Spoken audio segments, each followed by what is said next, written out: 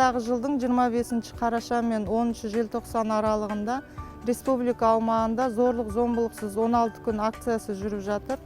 Акцияның басты мақсаты құқық бұзушылықтарын алдын алу және болдырмау болып табылады. Сонымен қатар әйел азаматтардың полицияға деген сенімін арттыру. Осыған орай қазіргі таңда профилактикалық іс-шаралар жүргізіліп жатыр.